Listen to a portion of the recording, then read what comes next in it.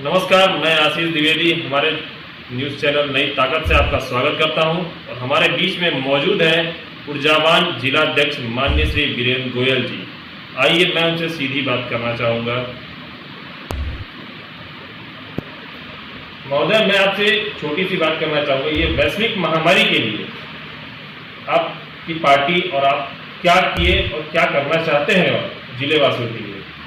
यह बताने की आवश्यकता नहीं कि भारतीय जनता पार्टी ने जैसे ही इस प्रदेश में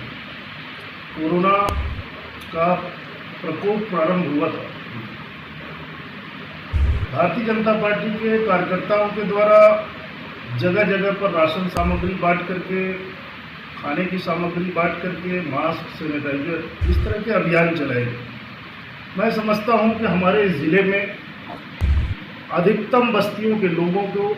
हम सबों ने लाभान्वित भी किया। जहाँ तक आने वाले समय में यह कोरोना के प्रकोप से बचने की बात है, हमारे देश के यशस्वी प्रधानमंत्री नरेंद्र मोदी जी ने शुरू दिन से लोगों से आह्वान किया था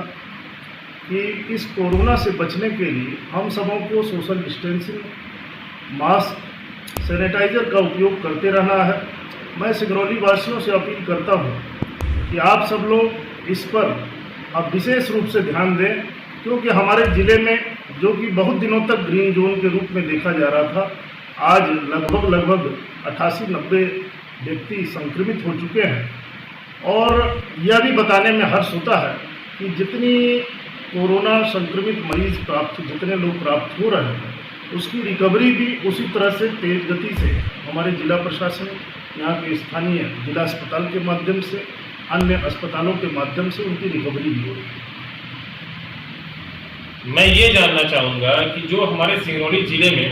आए दिन नई नई कंपनियां आ रही हैं, उसमें बेरोजगारों को रोजगार मिलने में कितनी कठिनाई हो रही है, उसके लिए आप क्या कहना चाहते हैं? क्योंकि बेरोजगारों को रोजगार दिलाने के लिए हमारे माननीय जनप्रतिनिधि लोग लगातार प्रयास में लगे। एक संगठन के मुखिया होने के नाते मेरा भी यह प्रयास है, कंपनी वालों से हमेशा यह बात हो रही है कि उस क्षेत्र से जुड़ा हुआ पहले विस्थापित जो व्यक्ति है, उस विस्थापितों को पहले तरजीह दिया जाए। और इसके बाद इस क्षेत्र में ऐसे भी बहुत लोग बेरोजगार लोग हैं, जो कि बहुत सारी कंपनियां, यहाँ वो भी कंपनी जो कार्यरत थी, उससे बहुत सारे जिनको कि रोजगार प्राप्त हुआ था, वो बेरोजगार के रूप में घूम रहा है। हम सबों का प्रयास है कि जो भी आने वाले समय में जो भी कंपनियां यहाँ कार्यरत हो रही हैं, उसमें स्थानीय लोगों को रोजगार प्राप्त हो सके, इसके लिए लगातार सतत प्रयास जी, जैसे यहाँ पे हमारे यहाँ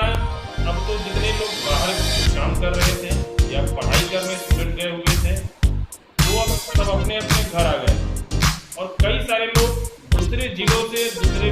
प्रदेश से, दूसरे शहर से आके हमारे यहाँ नौकरी की तलाश में आते हैं।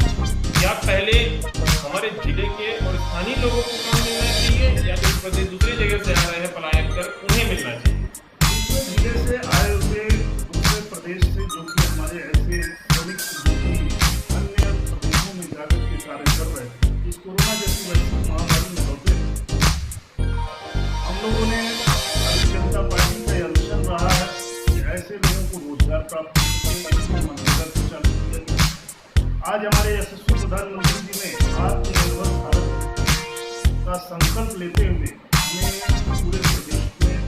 हमारे भारतीय जनता पार्टी हम सब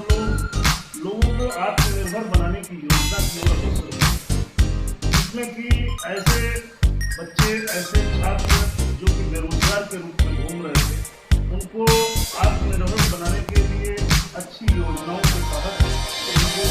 छोटे छोटे उद्योगों को लगाने के लिए बगैर कम दर के ऋण पर दे करके बैंक से लोन दिला करके उन्हें कार्य में लगाया जा रहा है। यह इसका पूरा वो चल रहा है, मतलब जांच चल रही है, लोगों के आवेदन आ रहे हैं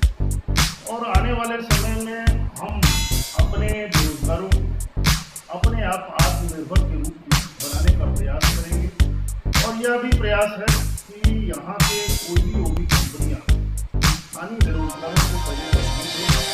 जाकर के अन्य राज्यों से आएंगी, अगर उसके बाद बसता है तो मैं हमारे जिला अध्यक्ष की बातों से पूर्णतः सहमत हूँ और इनसे मैं छोटी सी बात और करना चाहूँगा, उसके बाद मैं अपनी वाणी को विराम दूंगा कि आप जो है कि ये एनसीएल प्रबंधन और कंपनी प्रबंधन से क्या कहना चाहते हैं? ये एनसीएल प्रबंधन एक कॉन्ट्रैक्ट के बेसिस पर वो भी कंपनी में जो भी यहाँ काम कर रहे हैं लोग, उन सबों को एक कॉन्ट्रेक्चुअल जॉब के रूप में उन्होंने अपने काम को स्वीकृत किया। जहाँ तक वो भी कंपनियों की बात है, मैंने आपको पहले भी बताया कि हम सब लोग उनसे लगातार संपर्क में हैं कि दूसरे जिले का व्यक्ति यहाँ पर इंटरटेन न हो और यहाँ के स्थानीय बेरोजगारों को रोजगार प्राप्त हो सके। जहाँ तक रिलायंस जैसी कंपनी में हमारे माननीय जनप्रतिनिधि विधायक सिंगरौली के द्वारा वहाँ के स्थानीय बेरोजगारों को भत्ता भी दिलाने की योजना को क्रियान्वित किया गया। ऐसा मैं चाहता हूँ कि ऐसा हमारे जिले में जो भी कंपनियाँ कार्यरत हैं, अगर बेरोजगारों को रोजगार नहीं दे पा रही है और वो वहाँ पे विस्थापित हैं, तो उन सबों को जो बेरोजगारी भत्ता के रूप में भत्ता प्राप्त होता था वह कंपनियाँ दे। ऐसा हम सबों का आने वाले समय में प्रयास है। मैं अपने जिलाध्यक्ष महोदय जी से ये पूछना चाहता हूँ कि जो उनके अभी आरएसएस और भारतीय जनता पार्टी के कार्यकर्ता जिनकी वीपीआर कंपनी में एक्सीडेंट की वजह से एक मौत हो गई थी, उनके बारे में क्या कहना चाहते हैं? देखिए, मैं बताना चाहता हूँ कि राम सुशील रजक जी हमारे भारतीय जनता पार्टी के एक ऐसे कार्यकर्ता थे, जमीनी कार्यकर्ता थे, जिसके मृत्यु होने से हम भारतीय जनता पार्टी के लोग अत्यंत रूप से दुखित हैं। जहाँ तक वीपीआर कंपनी में कार्य करते समय में वह दुर्घटना घटी थी, हमारे विधायक जी और मेरे स्वयं के प्रयास से उसी दिन 15 लाख रुपए का चेक और उसके दाह क्रियाकर्म के लिए 50,000 रुपये नगद राशि और उसके एक परिवार के एक व्यक्ति को जब तक यह कंपनी कार्य करेगी आजीवन उसको नौकरी देने का उनको वायदा किया गया और साथ साथ उसको काम दे भी दिया गया। जहाँ तक राम सुशील रजक जी के परिवार की बात है, हमारे भारतीय जनता पार्टी के प्रत्येक कार्यकर्ताओं की उनके प्रति संवेदना है और हम सब लोग चाहेंगे कि वह परिवार किसी भी कारण कष्ट में न रहे, यह हम सबों का प्रयास है। आने वाले समय में और भी जो सुविधाएं हम सब दे सकेंगे भारतीय जनता पार्टी के माध्यम से भी, उसको भी दिलाने का प्रयास करें। मैं आपके माध्यम से आने वाले 2 त्यौहार मुस्लिम भाइयों का बकरीद और हिंदू धर्म का भाई बहनों का त्यौहार रक्षाबंधन के लिए मैं बहुत इस सिंगरौली जिले के समस्त जिलेवासियों को शुभकामनाएं देता हूं और इस कोरोना जैसी वैश्विक महामारी के समय में ईश्वर उनको लड़ने की शक्ति प्रदान करे और यह जिला हमारा सुरक्षित रहे, ऐसी ईश्वर से उम्मीद करता हूँ।